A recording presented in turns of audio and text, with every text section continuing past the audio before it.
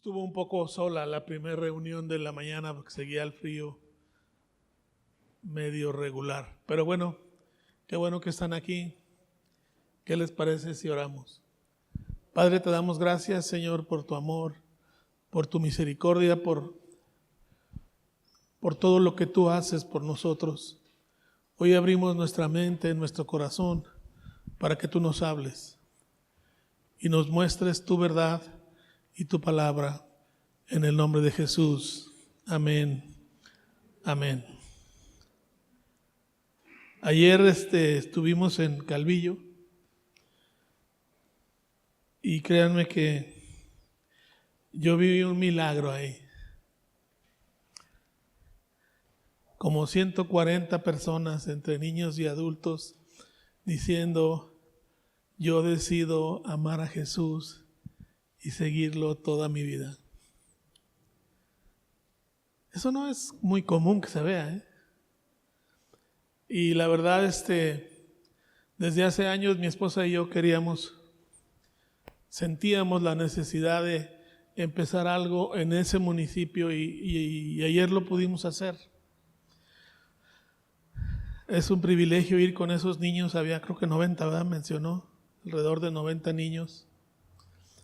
Y desde brazos hasta 14, 15 años andaban ahí.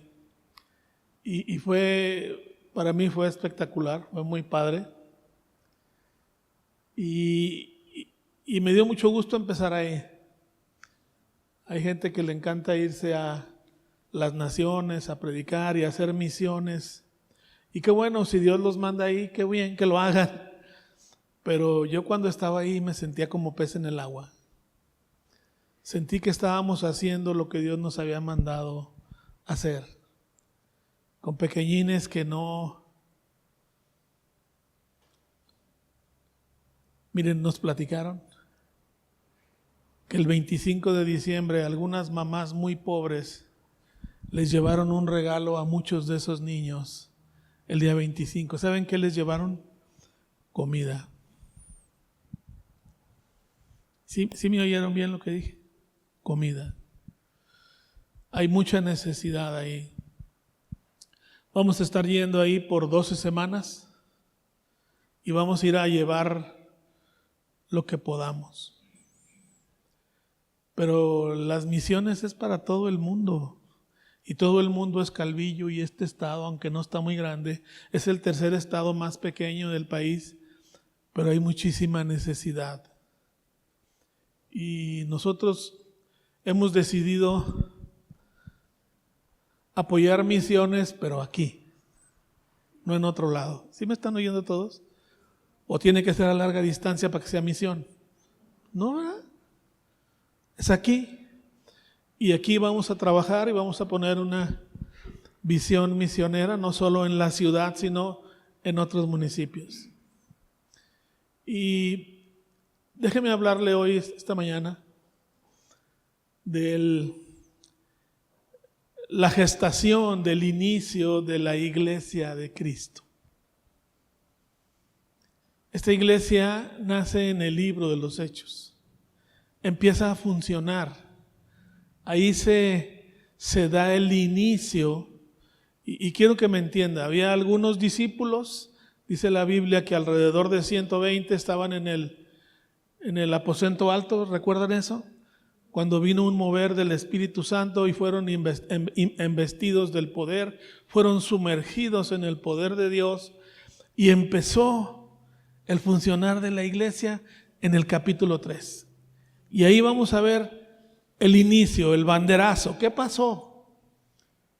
Y vamos al capítulo 3, versículo 1. Ahí empieza el arranque de la iglesia. Antes entendamos algo.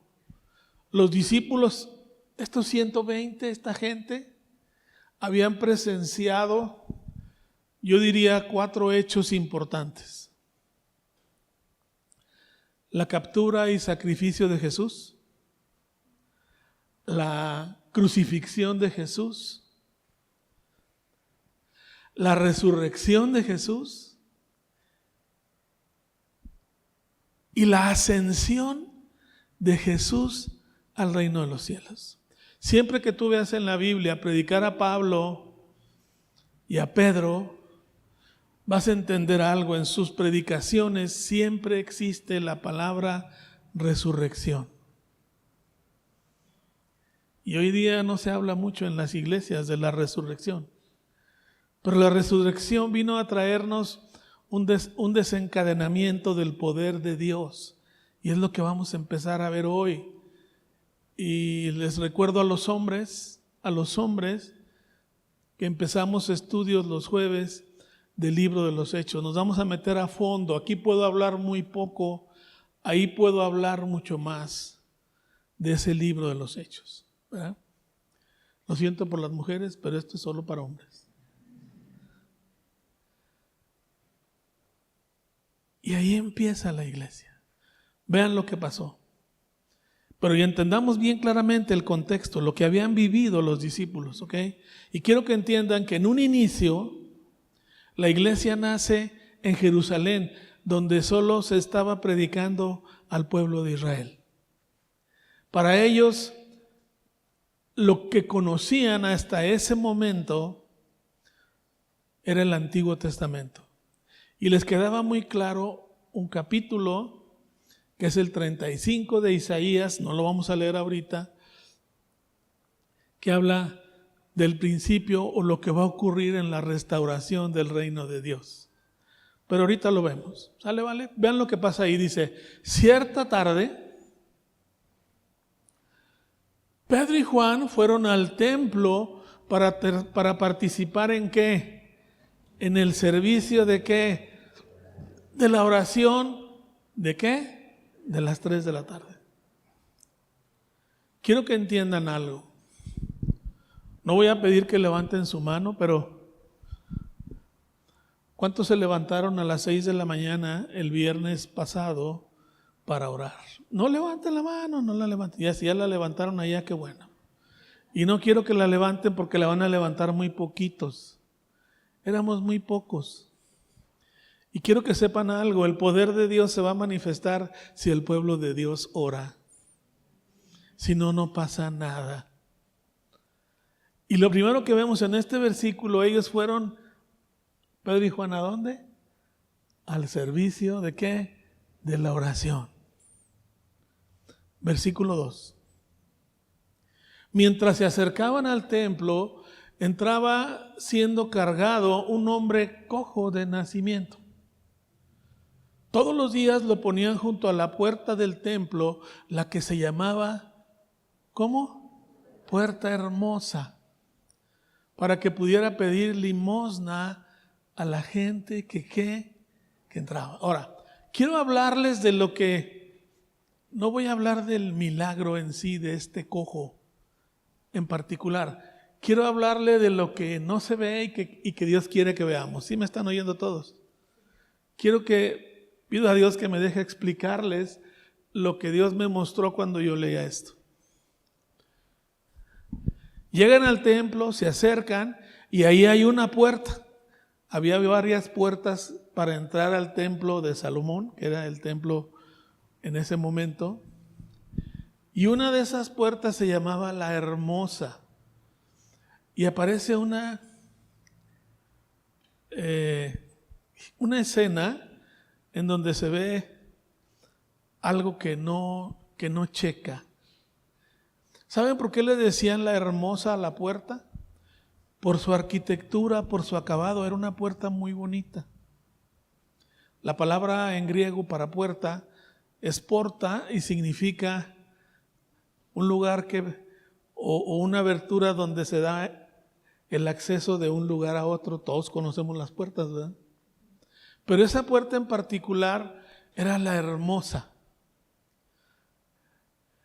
Y aparece una incongruencia porque ahí llevaban a un hombre cojo de nacimiento y ahí lo postraban. Entonces tienes por un lado una obra preciosa y una situación terrible. En ese entonces ni siquiera había rampas para gente discapacitada y todavía no se inventaban las sillas de ruedas. Los tenían que cargar, como ustedes pueden ver. ¿Saben para qué servía en aquel entonces un paralítico de nacimiento? Solo para pedir limosna. Pero esta escena nos muestra una terrible realidad de lo que estaba ocurriendo en ese momento en la vida espiritual de Israel.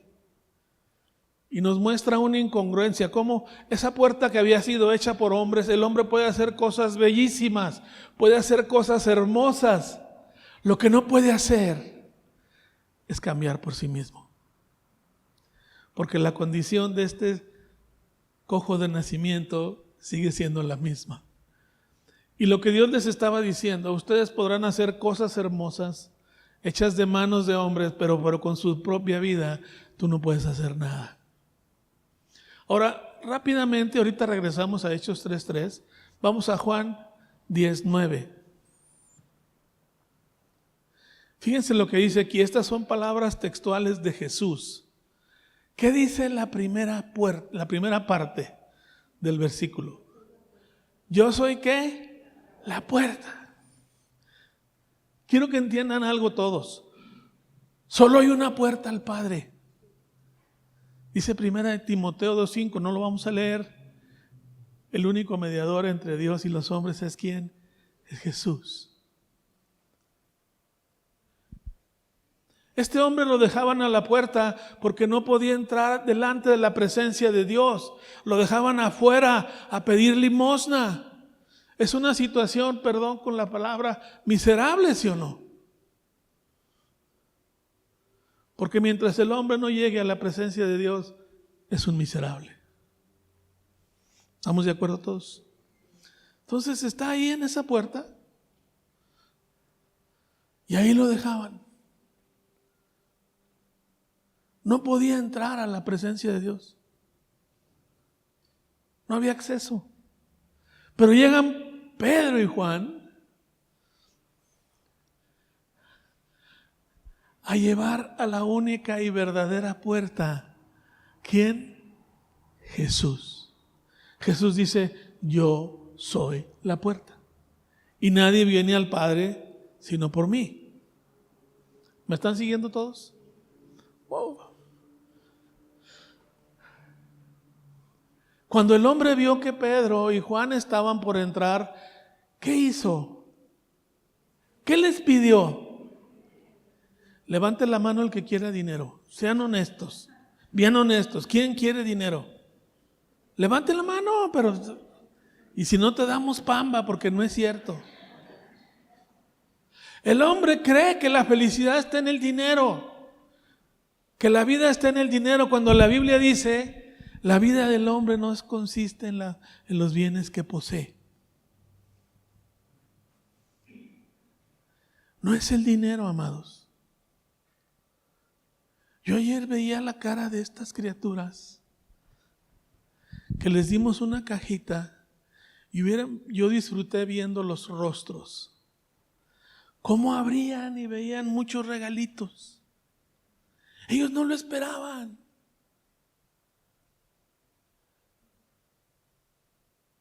Y lo disfrutaron como yo quería llorar. La verdad hasta me volteé porque quería llorar.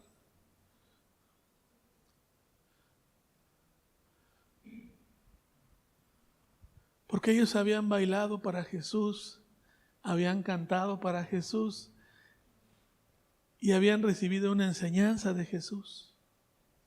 Y unas señoras que también le hacían así.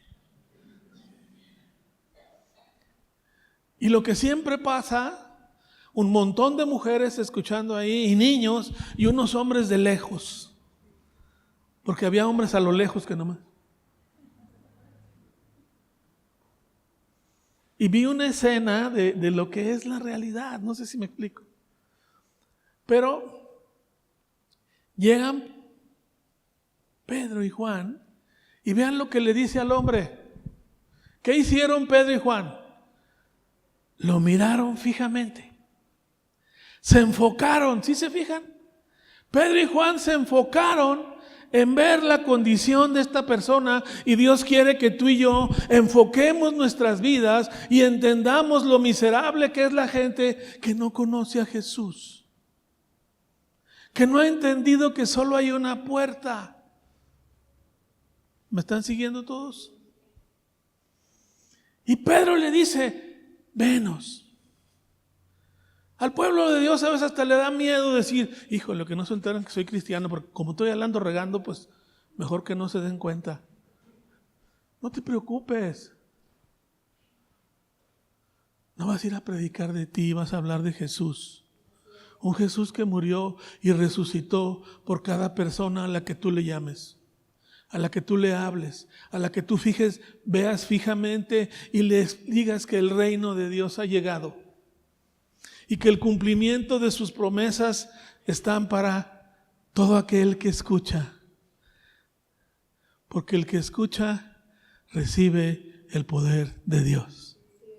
Y es imposible que no pase algo en la vida de alguien cuando escuche de Jesús. Porque la Biblia nos dice que su palabra nunca regresa vacía. Siempre deja algo en el corazón de cada persona.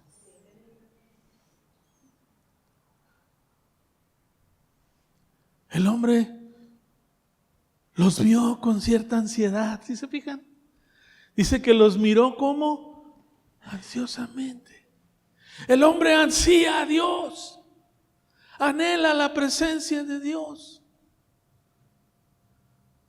Cuando tú y yo nos acercamos por la primera vez a conocer de Jesús, en el fondo sabíamos que lo necesitábamos. ¿O estoy mal? ¿Estoy mal? No.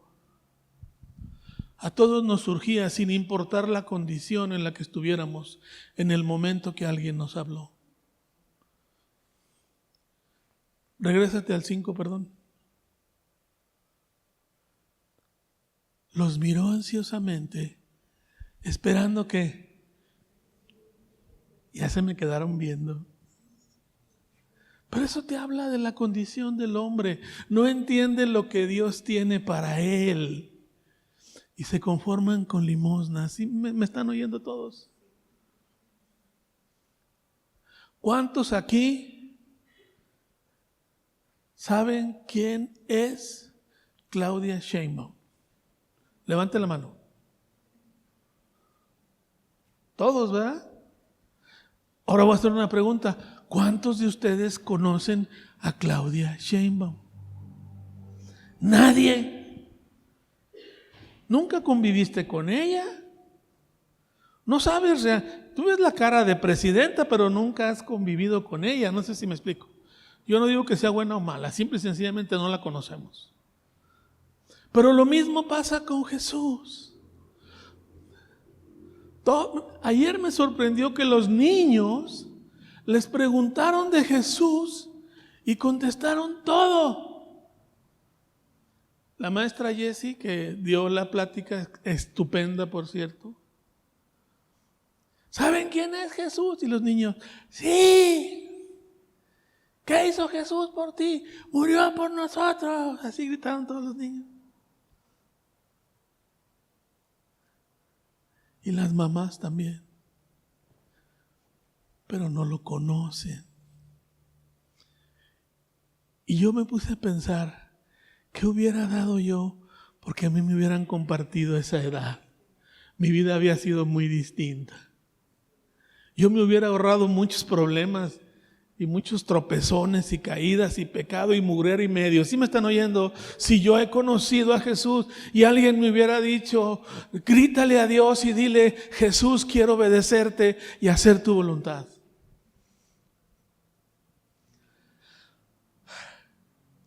Pedro lo ve, versículo 6. Y Pedro entiende que lo que este hombre está esperando es dinero. Y él le dice, mira, yo no tengo ni oro ni plata para ti. Y quiero que escuchen todos. Dios no tiene para ti ni oro ni plata. ¿Alguien quiere decir amén? Porque si alguien se acercó a Jesús con la idea de que me va a hacer rico, agarraste la puerta equivocada, amado. Por aquí no va. Hola, buenos días, que se les quite el frío, aliviánense. No es el dinero. Pero lo que Dios tiene específicamente para ti es lo que Dios te puede dar. Y es lo que tú necesitas. ¿Qué necesitaba este hombre? ¿Cuál era su condición? Paralítico. ¿Con qué creen que sueña un paralítico?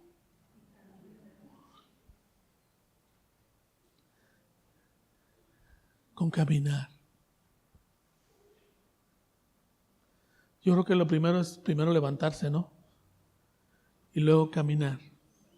Y después de eso, lo que vamos a ver ahorita. A brinque y brinque el vato. Ahorita lo van a ver. Y mientras lo hacía, dice, Pedro tomó de la mano derecha y lo levantó, y mientras lo hacía, al instante los pies y los tobillos del hombre fueron sanados. ¿Y qué? Quiero que entiendas algo.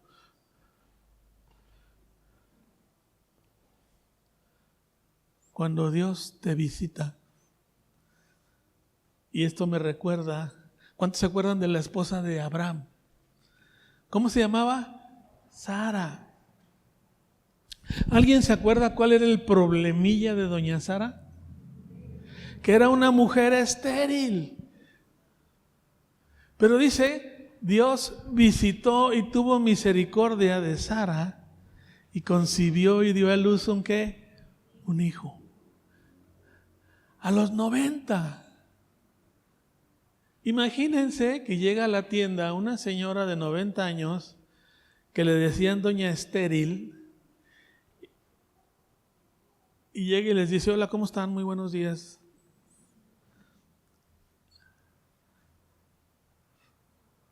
Este hombre necesitaba ¿qué? Pararse y moverse. Y déjeme decirle que en muchas formas yo veo a la iglesia así. Necesitamos pararnos y movernos y dar vida y llevar y desatar el poder de Dios en la vida de la gente. Tú no les puedes dar nada. Dios es el que tiene algo para ellos y es justo lo que ellos necesitan. Versículo 8. ¿Qué pasó? ¿Cómo se levantó? De un salto.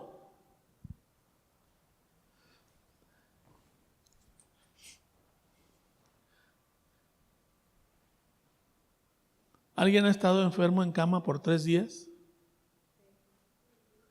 ¿Cuántos de ustedes que han estado en cama se pueden parar de un salto? Medio te levantas a ver si agarras la onda, ¿sí o no? Y este cuate se levanta y brinca. Porque cuando Dios se mueve en tu vida, nada te detiene. Cuando el poder de Dios obra en tu vida, nada te detiene. Y Dios te está hablando a ti, amado, porque en muchas áreas de tu vida has estado lisiado y no te has movido, no has hecho nada. Y Dios quiere que te muevas, te está hablando a ti. Tú eres, todos somos el mendigo en esa puerta. Porque Dios quiere que su poder se mueva en tu vida. Y no importa la necesidad que tengas, no importa cuántos años hayas estado en eso, importa lo que Dios hace en tu vida.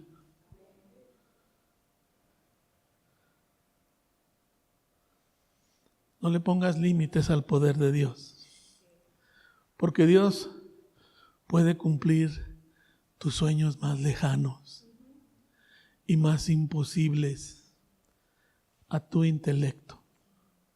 Este hombre se paró. Y me llama la atención que dice, se levantó de un salto, se puso de pie y comenzó a caminar, y luego entró en el templo caminando, ¿y qué más? Ay, ay, ay, ay, ay. Ya llegó el Chapulín Colorado. No, llegó el lisiado.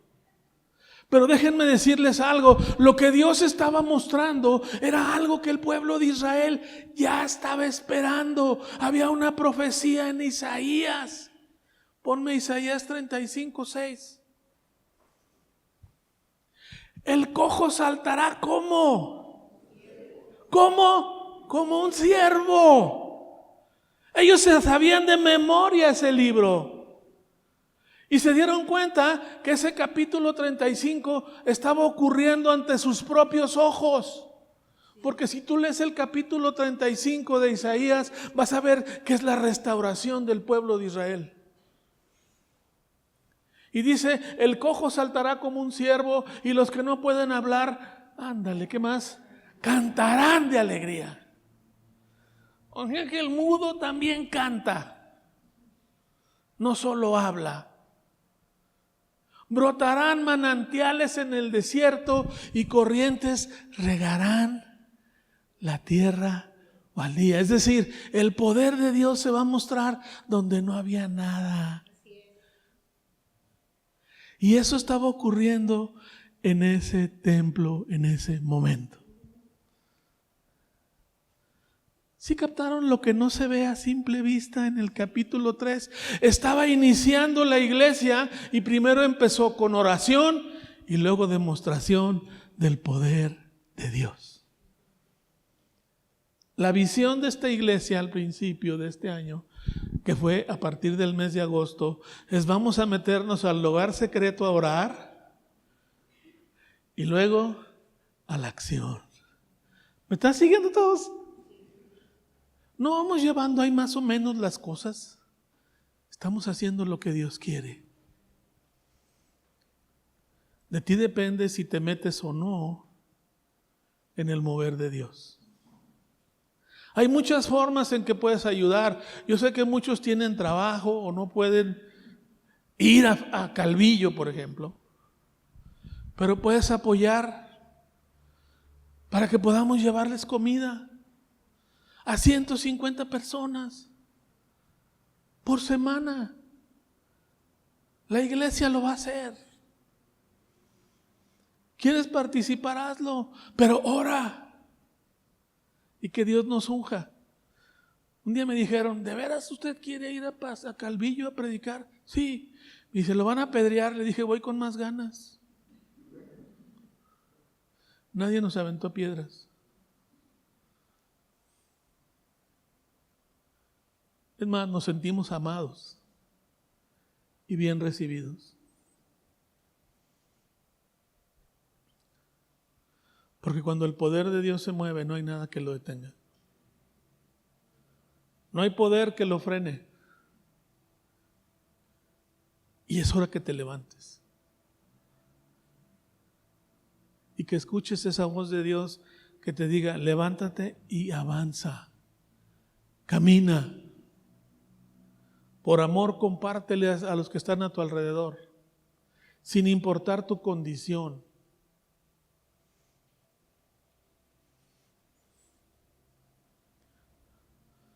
Un día leí una situación real que ocurrió en otro país, no en este. Había un creyente en una cárcel que había conocido a Jesús en la cárcel. Y lo habían condenado a muerte. Y un día antes le estaba compartiendo a algunos reos y uno le dice, oye, tú compartiendo de vida eterna si mañana te matan. Y él dijo, no, antes de que me maten voy a hacerlo. ¿Sí me están siguiendo? Es antes de, no después de. Tú y yo tenemos vida. Compártele a alguien, invítalo. Háblale de Jesús, de lo que ha hecho en tu vida y dile, todavía le falta mucho por hacer.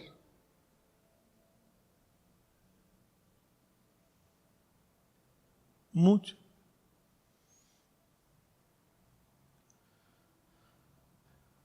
Pero nunca subestimes el poder de Dios en tu vida. Porque el poder de Dios nos va a transformar a todos en otra persona diferente. ¿Ustedes creen que este cojo volvió a ser el mismo? No. Dice, toda la gente lo vio caminar y lo oyó. ¿Qué más?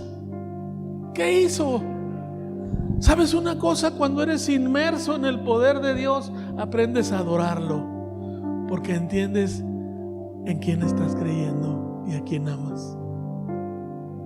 Antes se quedaba afuera esperando recibir algo, y después entró brincando, cantando y haciendo ¿qué?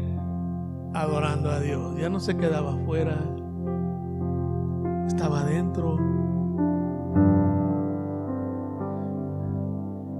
Y es lo que Dios espera de nosotros. Dios muestra su poder a través de su iglesia. Dice, cuando se dieron cuenta de que él era un mendigo, era el mendigo cojo, porque mucha gente lo había visto toda una vida ahí, que muchas veces lo habían visto junto a la puerta, quedaron totalmente ¿qué? Sorprendidos.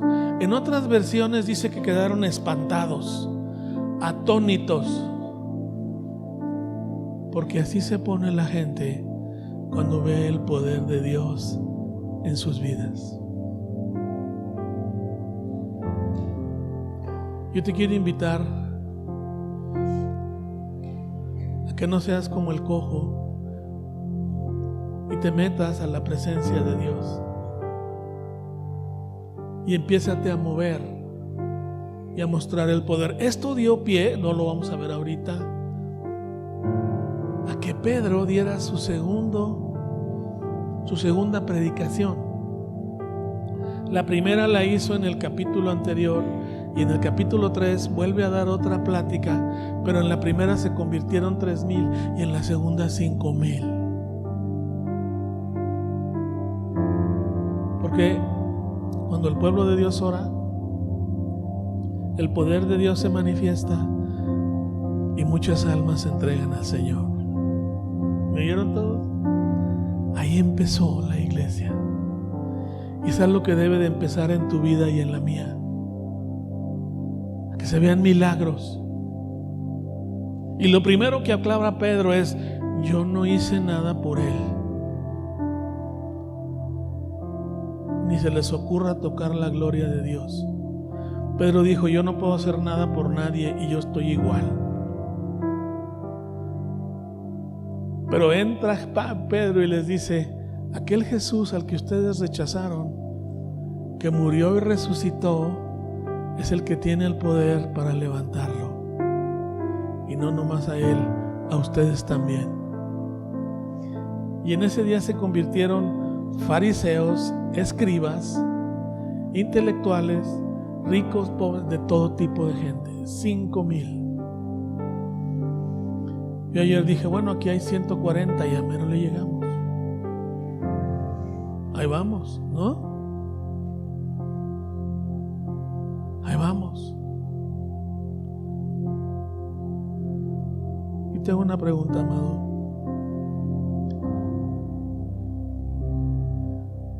Y les hablo a todos los creyentes, no importa la edad o los años que tengas en Jesús.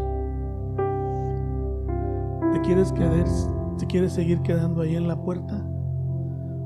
¿O quieres ser parte del mover de Dios? ¿Quieres seguir viviendo, aunque digas ser creyente, viviendo una vida miserable? ¿O quieres meterte en el mover de Dios?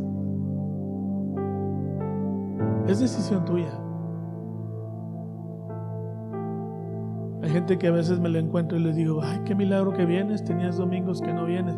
No saben que Dios me dio una memoria y sé casi puedo detectar cuando muchos no vienen. No a todos, lo aclaro.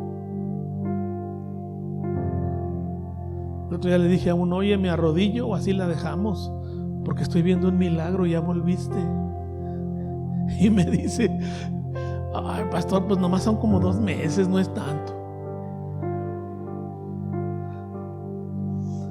En una de esas enfriadas, pues ahí te quedas, y no regresas. Dice la Biblia: no sean como algunos que dejan de congregarse. Lo dice la Biblia, no lo digo yo. ¿Dejar de congregarme es pecado? Sí. por alguna tontería, no sé si me explico. Yo entiendo que a veces hay situaciones que hay que atender, no pasa nada, pero cuando es porque pues no me dieron ganas. No, métete al poder de Dios.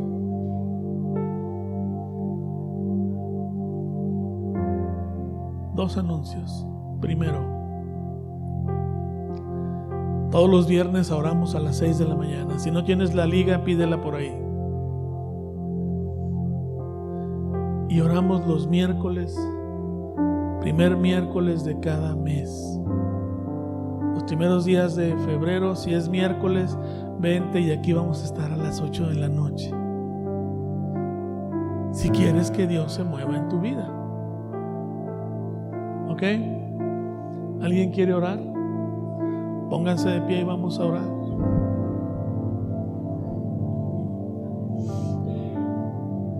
Ahí está el libro de Hebreos donde dice: y no dejemos de congregarme como lo hacen ¿qué? Algunos, no todos. Solo quiero cerrar antes esta plática con lo siguiente. Dios le estaba hablando al pueblo de Israel. La iglesia estaba naciendo en Jerusalén. Ahí no había todavía gentiles, pues. Solo quiero que sepan algo. Era un tiempo de gracia y de visitación de Dios.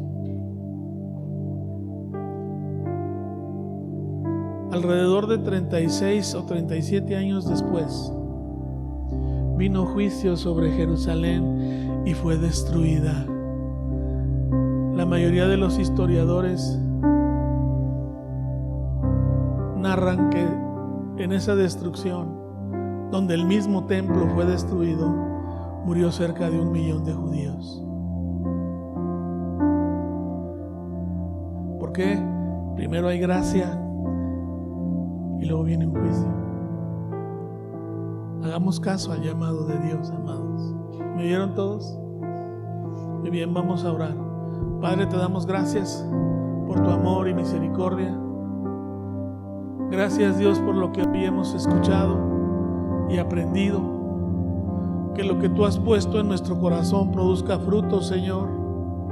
Que se multiplique grandemente. Que crezca y dé fruto. Te lo pedimos, Padre, en el nombre de Jesús.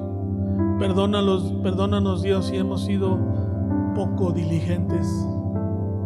Perdónanos, Dios, si no hemos buscado tu rostro y tu gloria. Señor, pero aquí estamos. Tu infinita misericordia nos sigue dando oportunidades. Y si tú este día estás dispuesto a decirle a Dios: heme aquí, solo levanta tus brazos y démosle gracias a Dios y dile: Señor, heme aquí. Yo aquí estoy dispuesto.